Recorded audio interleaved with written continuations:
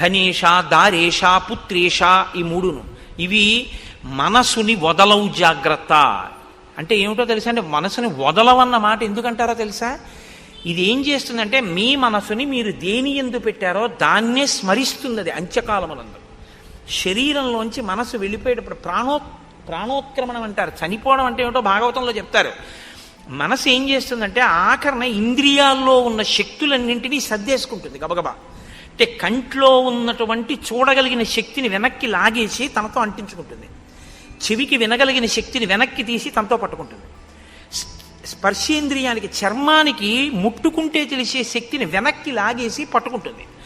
పట్టుకుని ఇప్పుడు ఈ మనసు ఏం చేస్తుందంటే ప్రాణోత్క్రమణంతో, అంటే ప్రాణము ఆఖరి శ్వాస ఎట్నుంచి నిర్గమించిందో, ఏ కన్నంలోంచి బయటికి వెళ్ళిపోయిందో అట్నుంచి బయటికి పారిపోతుంది. అది కూడా వెళ్ళిపోయి ఇదే మనస్సు మీరు చిట్ట చివర దేన్ని స్మరించారో అది తీర్పు. పరమేశ్వరుడికి పునర్జన్మ యందు అధికారము లేదు.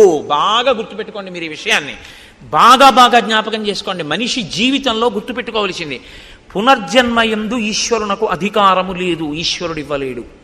మళ్ళీ నన్ను మనిషిగా పుట్టించు, ఈశ్వరుడు పుట్టించలేడు, ఇవ్వలేడు ఈశ్వరుడు.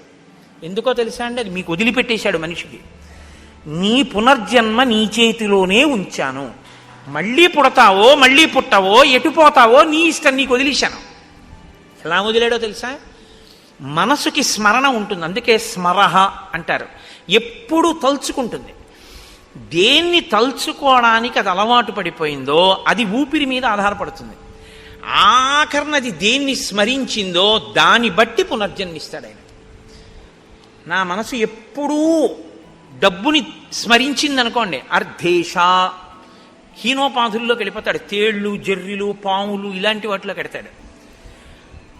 దారేష భార్య ఎందుండిపోయింది అనుకోండి, అప్పుడు మళ్ళీ ఆ కాముకత్వం చేతనో ఆమె ఎందుండేటటువంటి ప్రీతి పెరిగిపోవడమో ఏదో జరిగింది అనుకోండి, ఆ భార్య అదే పనిగా స్మరణలోకి వచ్చేసి అదే స్మరణతో విడిచిపెట్టాడు అనుకోండి, ఎక్కడో మళ్ళీ హీనోపాధుల్లోకి వెళ్ళిపోతాడు. ఏ కుక్కో పిల్లో ఏదో వెన్నుపాము అడ్డంగా ఉండేటటువంటి జన్మలోకి వెళ్ళిపోతాడు. ఇలా నిలువుగా తిరగదిగా. మనిషికే అడ్డంగా పుట్టి నిలువుగా తిరుగుతుంది, మిగిలిన వాటికి అడ్డంగా పుట్టి అడ్డంగానే ఉంటుంది. అలాగే పెడతాడు. ఇప్పుడు స్మరణం ఈశ్వరుడు చూస్తాడు. ఆఖరి స్మరణ ఏది చేశాడు చూస్తాడు ఆయన. ఈశ్వరుణ్ణి స్మరించింది మనసు, మోక్షం ఇచ్చేస్తాడు. ఈశ్వరుణ్ణి స్మరించడం అంటే ఆఖరణ స్మరిస్తానండి, ఇప్పుడు ఎందుకు ఇవన్నీ అన్నారు అంటే అలవాటు చేసింది ఏదో అది స్మరిస్తుంది. అంతేగాని అప్పుడు స్మరించడానికి ఏం ఓపిక ఉండదు. ఇంకా అప్పుడు మనసు ఏం చేస్తుందంటే నిర్గమిస్తుంది. నిర్గమించడం అంటే గుర్తుపెట్టుకోండి, కళ్ళల్లోంచి, ముక్కుల కన్నాల్లోంచి, చెవుల్లోంచి, నోట్లోంచి, రోమకూపములు కొన్ని లక్షల్లోంచి కూడా నిర్గమిస్తుంది. అంటే వెంట్రుకలు పుట్టిన కన్నాలు ఉంటాయి, అవి కన్నాలే. లేకపోతే చెమట బయటికి ఎలా వస్తుంది లోపల నుంచి? రోమకూపాల్లోంచో అధోముఖంగా, అంటే ఊర్ధ్వముఖంగా వెళ్ళదు. ఇక్కడ కపాలం పగిలి వెళ్ళాలి. వెళ్ళింది అంటే వాడికి పునర్జన్మ లేదని గుర్తు. అలా వెళ్ళలేదు అంటే ఎటో కింద కన్నాల్లోంచి వెళ్ళాడు. కింద కన్నాల్లోంచి వెళ్ళాడంటే వీడికి ఇచ్చిన ఉపాధిని వీడు వాడుకోలేదు. దీంతో ఏది చేరాలో అందుకు వాడు ఉపయోగించలేదు కాబట్టి అయిన వాళ్ళందరూ ఏం చేస్తారో తెలుసా అండి?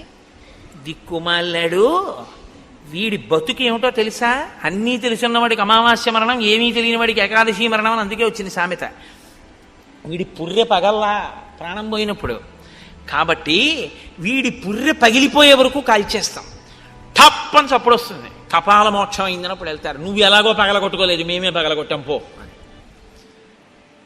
ఈ స్థితిని నువ్వు పొందకుండా ఉండాలంటే నీ మనసుని సాధన చేత తిప్పాలి. సమస్త కర్మల యొక్క అంతిమ ప్రయోజనం మనసుని శుద్ధి చెయ్యడమే. మనసు సంస్కరించబడకపోతే